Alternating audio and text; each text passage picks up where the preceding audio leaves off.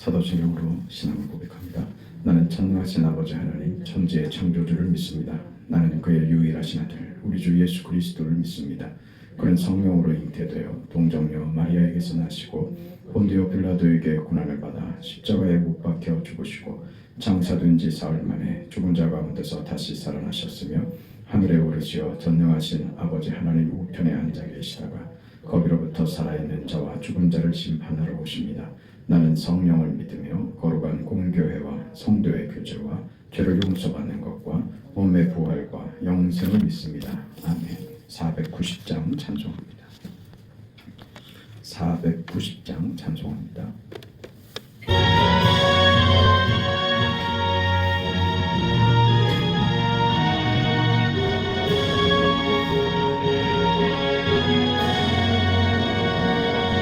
주여 지난 밤 내 꿈에 빼었으니 그 꿈 이루어 주옵소서.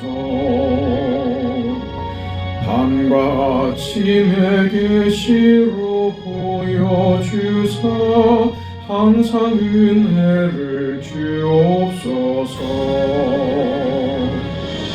나의 놀라운 꿈 정령함이 있기를 장차 큰 은혜 받을 편이. 나의 놀라운 꿈 정령 이루어져 주님 얼굴을 배우리라. 마음 괴롭고 아파서 낙심될 때 내게 소망을 주셨으며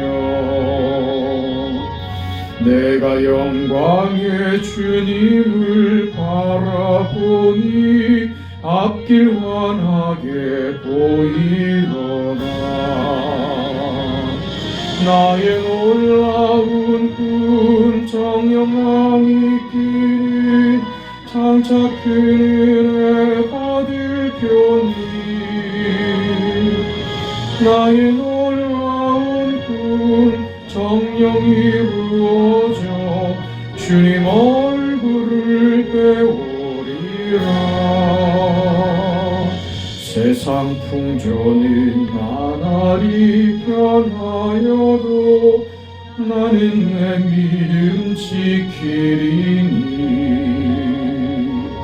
인생 살다가 죽음이 꿈 같으나 오직 내 꿈은 잠되리라. 나의 놀라운 꿈 정령함이 있기를 장차 큰 은혜 받을 편이. 나의 놀라운 꿈 정령 이루어져 주님 얼굴을 배우리라.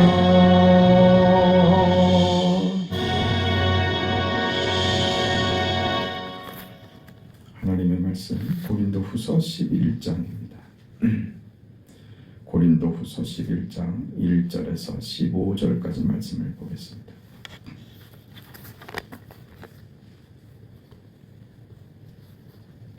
네, 우리 하나님의 말씀을 함께 읽습니다. 원하건대 너희는 나의 좀 어리석은 것을 용납하라. 청하건대 나를 용납하라. 내가 하나님의 열심으로 너희를 위하여 열심을 내노니 내가 너희를 정결한 처녀로 한 남편인 그리스도께 드리려고 중매함이로다.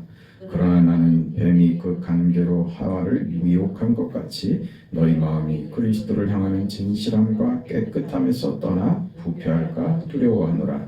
만일 누가 가서 우리가 전파하지 아니한 다른 예수를 전파하거나 혹은 너희가 받지 아니한 다른 영을 받게 하거나 혹은 너희가 받지 아니한 다른 복음을 받게 할 때에는 너희가 잘 용납하는구나.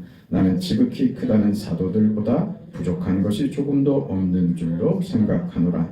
내가 비록 말에는 부족하나 지식에는 그렇지 아니하니 이것을 우리가 모든 사람 가운데서 모든 일로 너희에게 나타내었노라.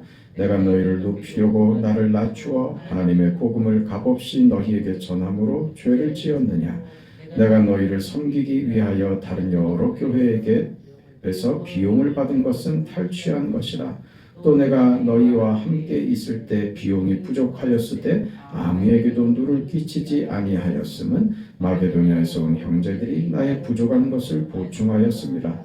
내가 모든 일에 너희에게 폐를 끼치지 않기 위하여 스스로 조심하였고 또 조심하리라. 그리스도의 진리가 내 속에 있으니 아가야 지방에서 나의 이 자랑이 막히지 아니하리라. 이런 어떠한 까닭이냐? 내가 너희를 사랑하지 아니함이냐? 하나님이 아시느니라. 나는 내가 해온 그대로 앞으로도 하리니 기회를 찾는 자들이 그 자랑하는 일로 우리와 같이 인정받으려는 그 기회를 끊으려 합니다. 그런 사람들은 거짓 사도요 속이는 일꾼이니 자기를 그리스도의 사도로 가장하는 자들이니라. 이것은 이상한 일이 아니니라. 사탄도 자기를 광명의 천사로 가장하나니 그러므로 사탄의 일꾼들도 자기를 의의 일꾼으로 가장하는 것이 또한 대단한 일이 아니니라. 그들의 마지막은 그 행위대로 되리라. 아멘. 바울이 이제 그 고린도 교인들에게 본격적으로 저들의 잘못된 것들, 교회의 어떤 부정하고 교인들의 어떤 잘못에 대해서 구체적으로 지적을 하고 저들의 잘못을 짚어내고 있는 중입니다. 교회에 분쟁이 있다는 것은 참 난감한 문제입니다. 어떤 의미에서 보자면 서로 잘하자고 하다가 일어난 일은 참 그 해결이 어렵습니다. 누구도 내가 진심으로 했다고 하는데 내가 얼마나 열심히 이 일을 했는데 하는 마음을 가지면 자신이 어떤 비난을 받거나 책망을 들어야 한다는 것이 누구나 싫지요. 지금 고린도 교인들은 이런 상태입니다. 자신들은 그게 진심이었고 옳다고 생각했고 또 누구보다도 열심이었습니다. 그러나 저들은 잘못된 가르침을 수용했고 그것으로 저들의 자랑을 삼고 그걸로 신앙의 가치를 삼고 그 잘못된 것의 어떤 결과를 지금 보이고 있는데 그런 것들이 다 너희의 잘못된 이해와 그릇된 신앙의 태도 때문에 생긴 것이다 하는 이 말을 받아들이기가 참 쉽지 않죠. 우리는 그렇지 않은가요? 그렇습니다. 목사가 책망하는 설교를 하는 것은 정말 어렵습니다. 생각하고 말을 가리고 또 고르고 최대한 부드럽게 하려고 그렇게 애를 씁니다. 그럼 대부분 이런 얘기들을 해요. 강단에서 얘기할 때는 못 알아듣다가 개인적으로 무슨 얘기를 하면 그때는 이해를 하고 알아들어요. 그 목사님 꼭 좀 이렇게 얘기를 하시지. 왜 설교하실 때 왜 이런 식으로 얘기를 하지 않으세요? 그런 식으로 얘기하면요 다 시험 듭니다. 그래서 구체적으로 얘기를 안 하는 거예요. 당신은 이러해야 됩니다. 이걸 고치셔야 됩니다. 이게 넘어가야 됩니다. 이걸 넘지 못해서 신앙이 자라질 않고 있습니다. 그 다음에 큰 것을 왜 이것 때문에 놓치고 계십니까? 그걸 제가 개인적으로 얘기를 하면 왜 다 알아듣죠?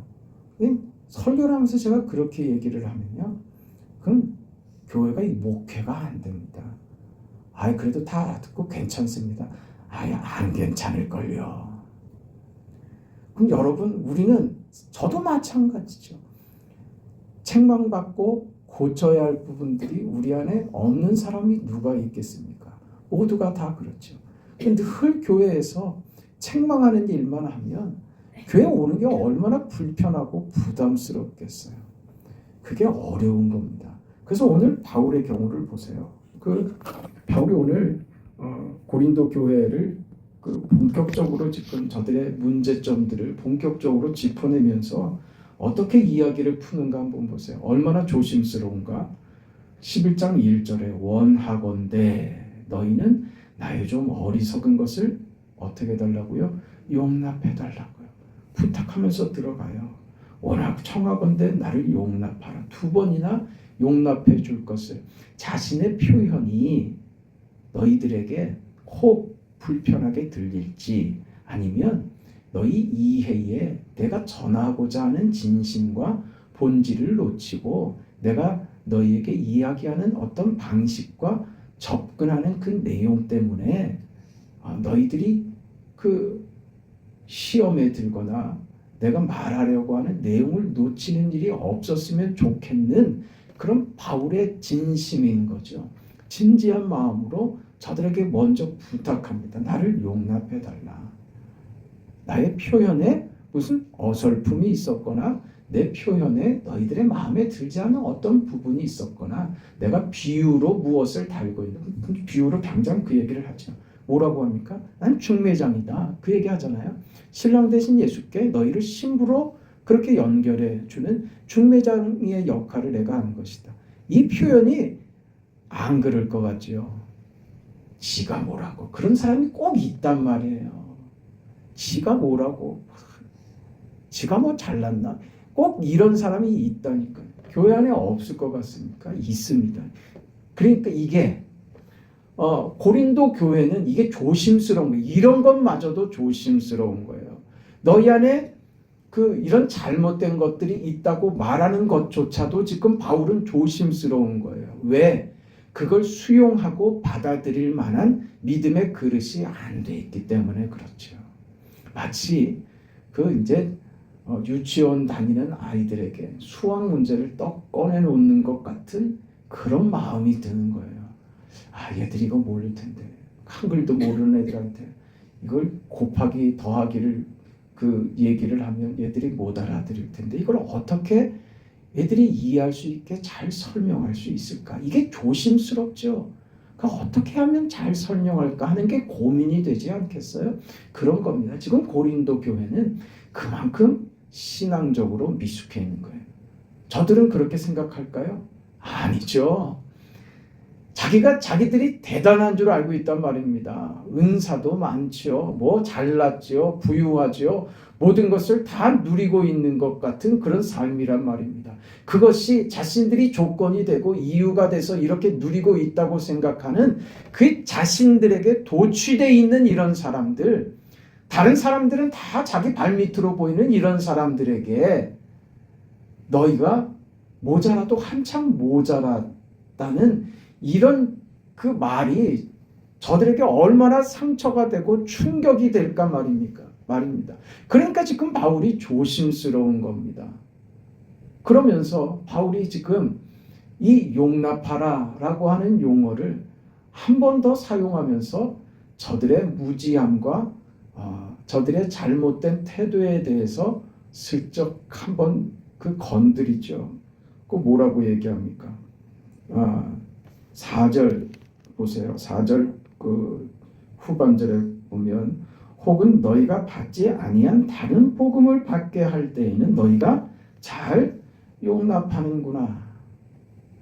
바울과 같이 복음으로 예수로 저들에게 다가가는 참된 사도에게는 이렇게 저항적이고 반항적이며 거부하는 태도를 가진 이 사람들이 거짓 사도들의 가르침 다른 복음을 들고 오는데 너희는 마치 저들이 옳은 것처럼 잘도 용납하더라 그 얘기죠.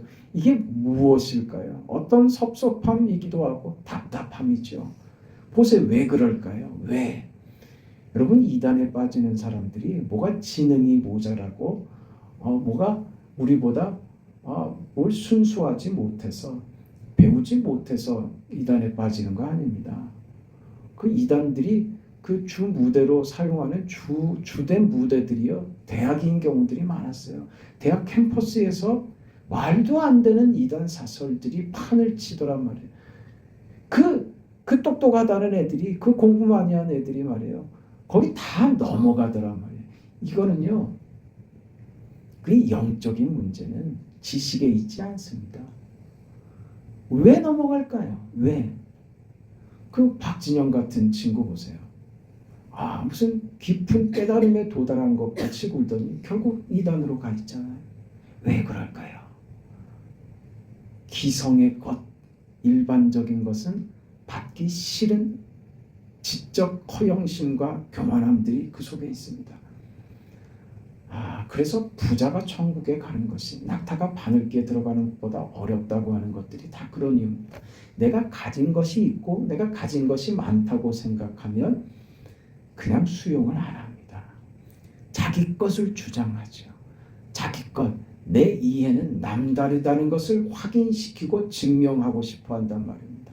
그게 어려운 겁니다. 그래서 우리가 오늘 예수를 믿는다는 것은 정말 대단한 일입니다. 우리가 취사 선택해서 내가 그럴 만한 사람이 돼서 얻은 것이 아니라는 것을 우리는 분명하게 확인하고 가야 됩니다.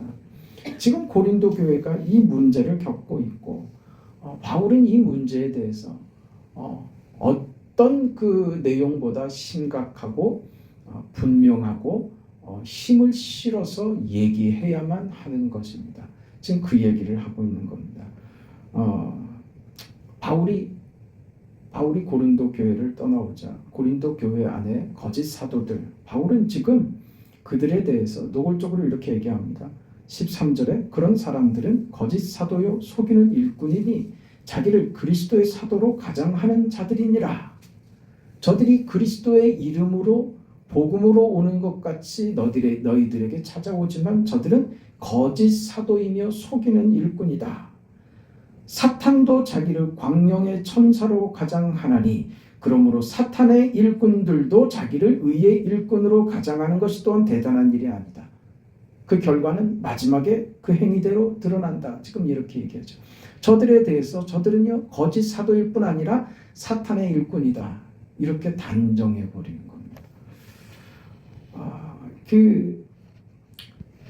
이렇게 지금 얘기하는 것은 바울이 먼저 공격을 받았기 때문입니다. 바울이 가짜라고 저들이 주장하고 나선 것이죠. 바울의 사도권이 그 위협을 받게 되면 바울이 전한 복음이 흔들릴 수밖에 없습니다.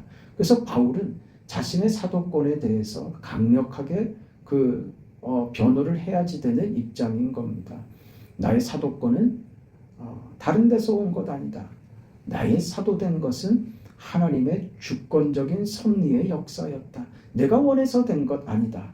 누가 나에게 자격증 준 거 아니다.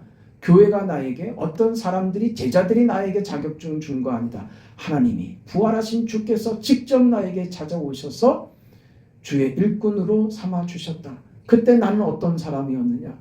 내가 늘 고백하지 않았느냐? 나는 죄인 중에 괴수다. 나는 예수를 해하려고 하는 사람이었다. 예수를 죽어 마땅한 자로 여겼던 사람이다.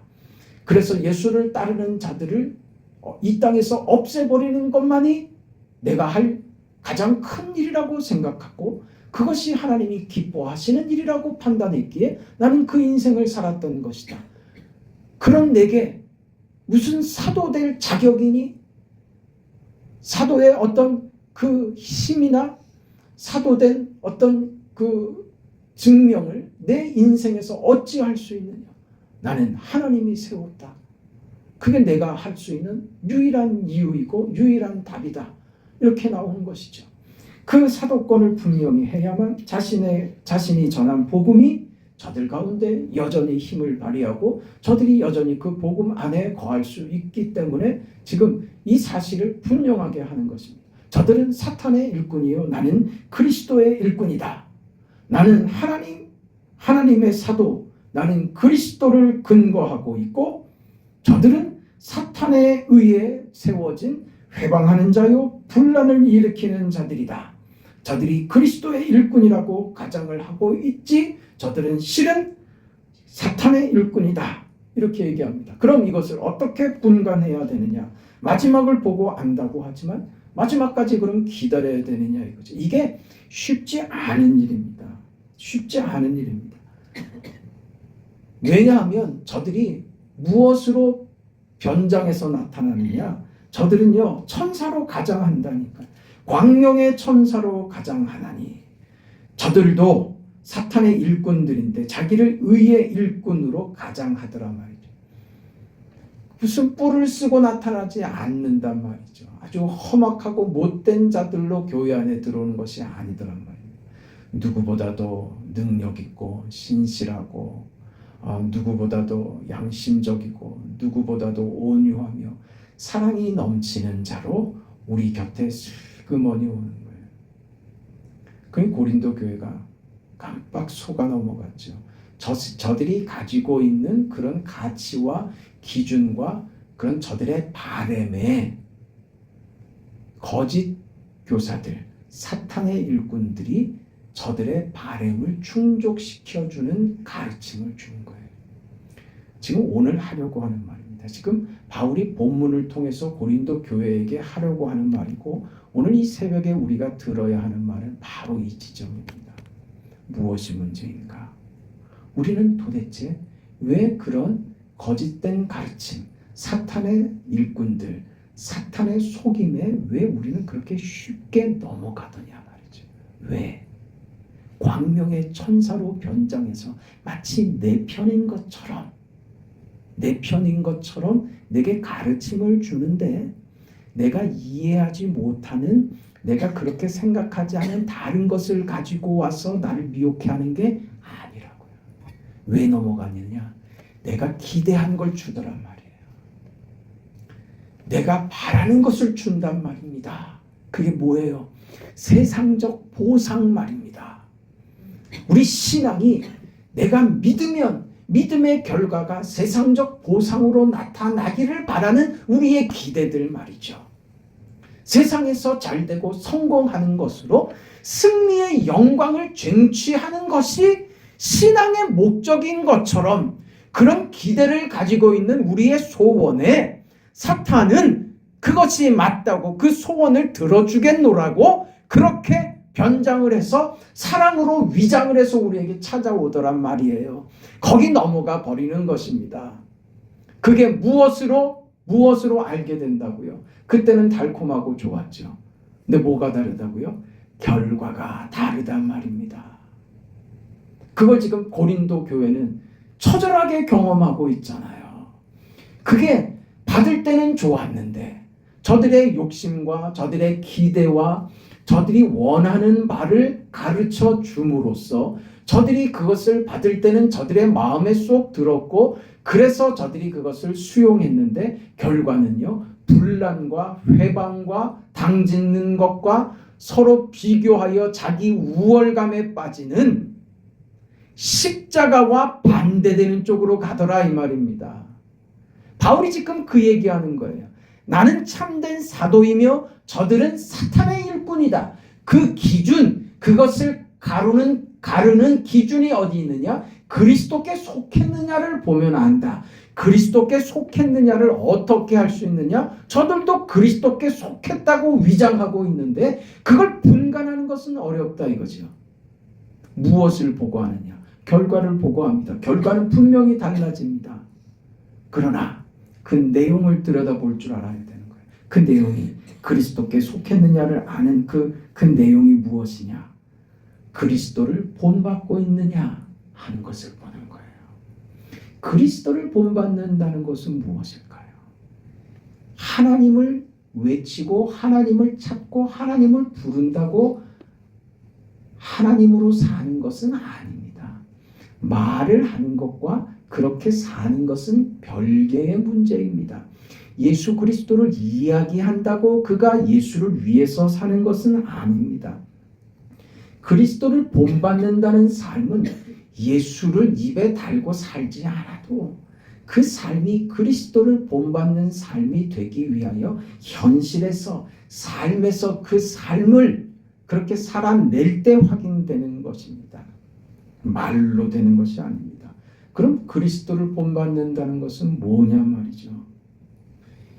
우리는 예수님이 행하신 기적과 능력과 그 권능, 그것이 내게도 베풀어져서 그게 내 인생의 시어가 되어서 그것으로 내 인생이 어떤 기적과 영광과 내가 원하는 것이 이루어지는 그런 결과로 내 인생에 찾아오기를 소원하죠.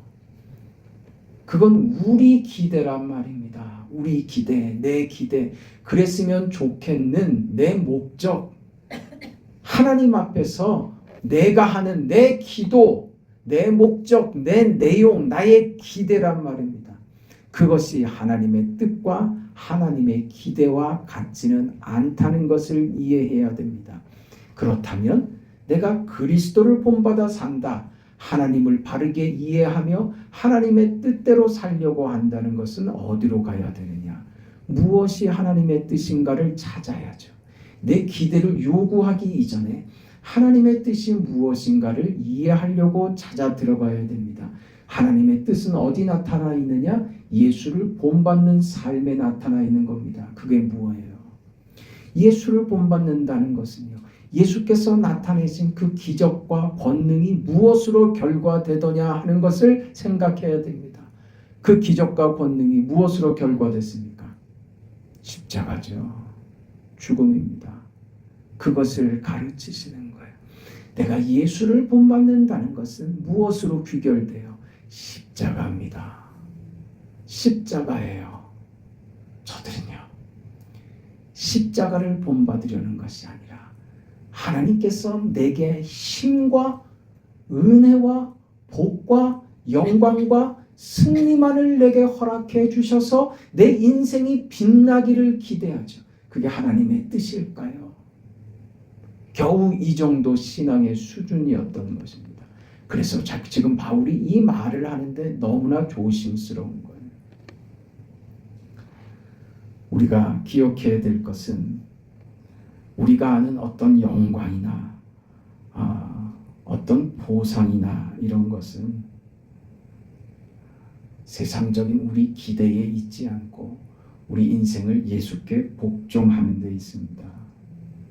하나님이 우리에게 기대하고 바라시고 원하는 우리 삶의 목적지는 예수께 복종하는, 예수를 본받는 삶에 있습니다.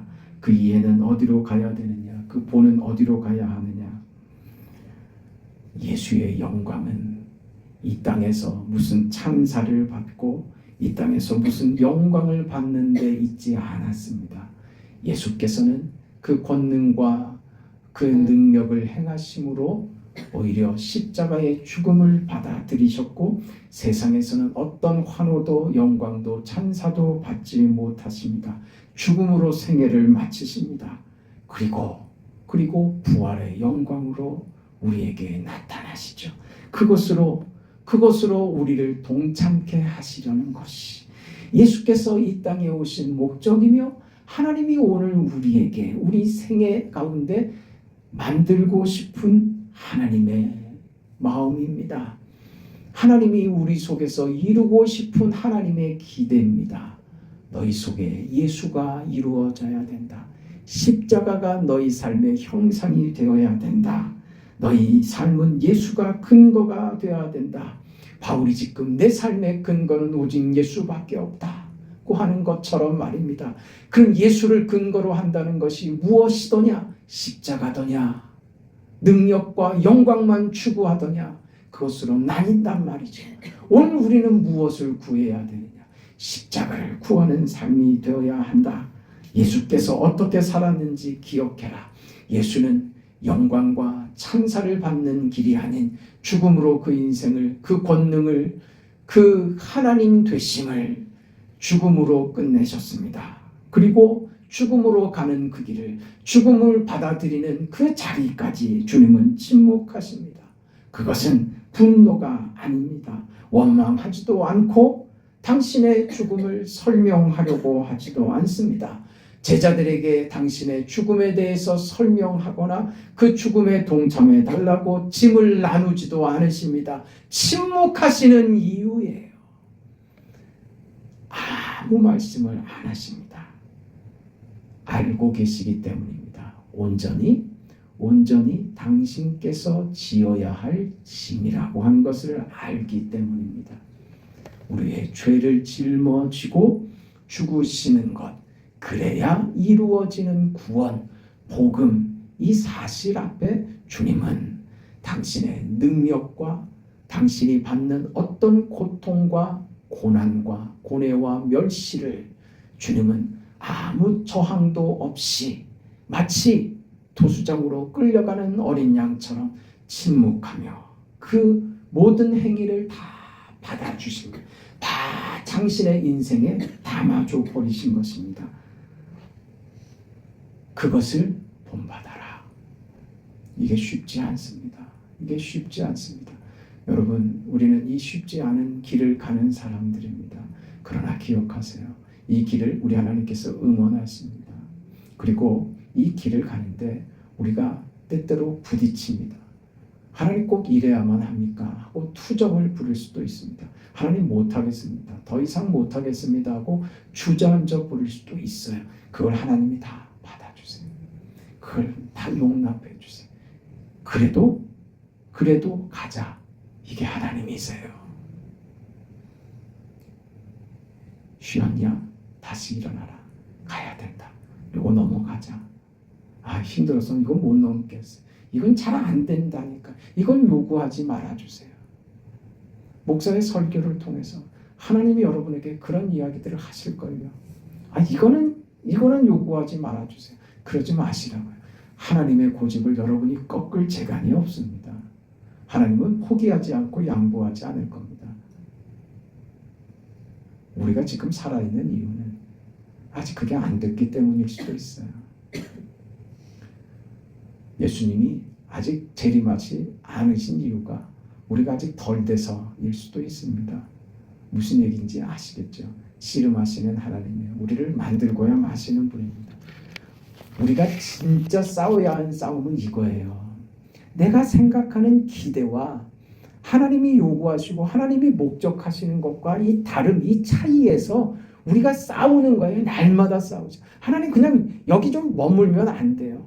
아, 여기서 한 가지 더 하는 거는 괴롭고 정말 힘듭니다 하면서 그래도 하나님이 놓지 않고 끌고 가시죠. 손잡고 또 일으켜 주셔서 그래도 가야 한다. 그게 우리 싸움이라니까요. 그 이해로 한 걸음 더 앞서 가시고 한 걸음 더 나아가는 신앙의 길에, 깊은 길에 하나님의 영광이 무엇인지, 그 결과가 무엇인지를 확인하는 그 자리로 함께 들어가시죠. 그게 복된 인생인 줄 믿습니다. 하나님 아버지 은혜와 사랑을 감사합니다.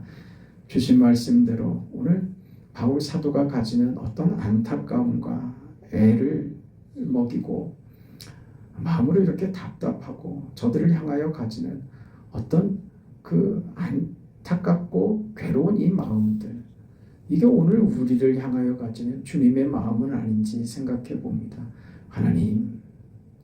하나님이 주시는 것이 가장 좋은 것이며 하나님께서 가자고 하는 길이 옳은 길이며 복된 길이며 그 길이 후회 없는 길이라는 것을 알게 하시고 이 세상의 것에 자꾸 취하고 이 세상의 것을 자꾸 따르다가 후회만 남는 인생이 되지 않도록 하나님 우리 생에 전적으로 개입하시고 우리 삶을 간섭하여 주시고 우리 삶을 강권적으로 붙들어 이끌어 주시기를 원합니다. 우리의 소원과 기대가 아니라 하나님의 뜻이 이루어지기를 소망합니다.